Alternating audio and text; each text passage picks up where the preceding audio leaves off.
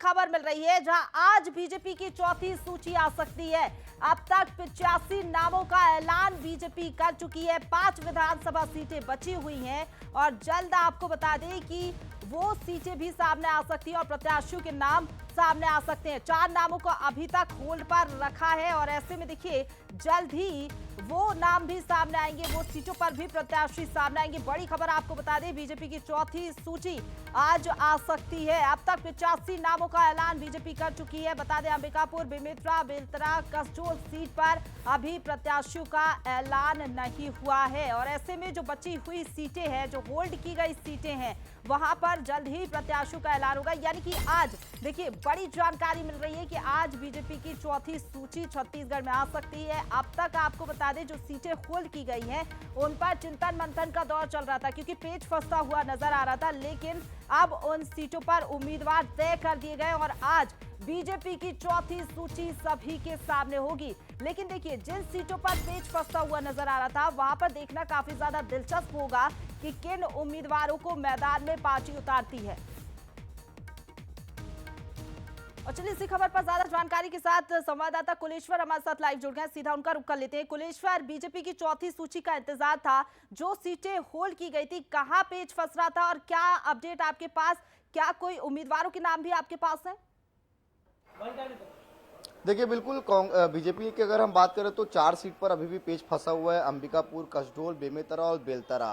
तो आज शाम तक सूची आने की बात निश्चित तौर पे कही जा रही है क्योंकि देखिए वक्त काफी कम बचा हुआ है।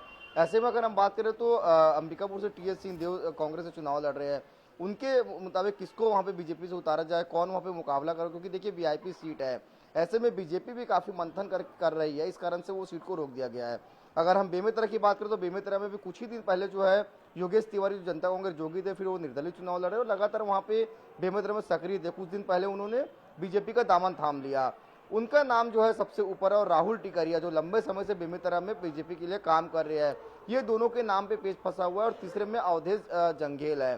साथ ही अगर हम बेलतरा की बात करें तो वर्तमान जो विधायक है रजनीश सिंह, उनका नाम है, साथ ही हर्षिता पांडे, उनका नाम वहां से आ रहा है। तो देखिए इनमें से ही किसी एक नाम पर निश्चित तौर पे आज जब सूची आएगी तो उसमें देखने को मिल सकता है, लेकिन कहीं ना कहीं बीजेपी चाहती है कि हम सत्ता में वापस आए। इनके कारण काफी मंथन करना पड़ रहा है। देखा था कुल 5 नाम रोके थे, कुछ ही दिन पहले एक नाम जो कवर्धा है वहां से भावना बोहरा का नाम को जारी किया गया और 4 विधानसभा की सीट अभी भी फंसे हुए हैं। आज शाम को सूची आने की बात करें, सूची आएगी तो यही जो नाम है सूची में साफ तौर पर देखने को मिल सकते हैं।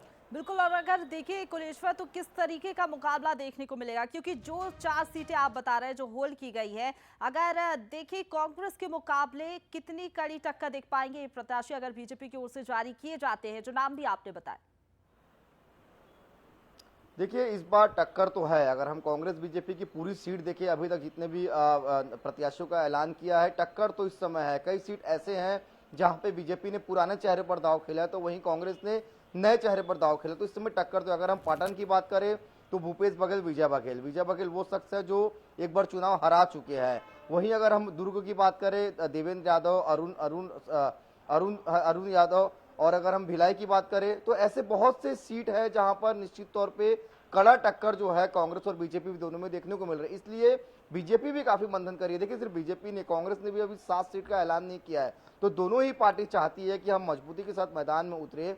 इस कारण काफी मंथन करना पड़ रहा है। फिलहाल बीजेपी का सूची तो अभी आ जाएगा, शाम तक ऐसी बातें सामने आ रही है, लेकिन कांग्रेस का 7 सीट का ऐलान कब होगा उसका भी इंतजार निश्चित तौर पे छत्तीसगढ़ की जनता को है। बिल्कुल, बीजेपी की आखिरी सूची भी आज सामने आ सकती है, ये जानकारी सामने आ रही है। फिलहाल देखने वाली बात होगी कब तक बीजेपी की सूची सामने आती है और जो 4 सीटों पर पैच फंसा हुआ था वहां पर किसे उम्मीदवार बनाया जाता है। फिलहाल आपका बहुत शुक्रिया हमारे साथ जुड़ने के लिए कुलेश्वर और तमाम जानकारी के लिए। और चलिए आगे बढ़ते हुए बात रायपुर की कर लेते हैं, जहां बहुजन समाज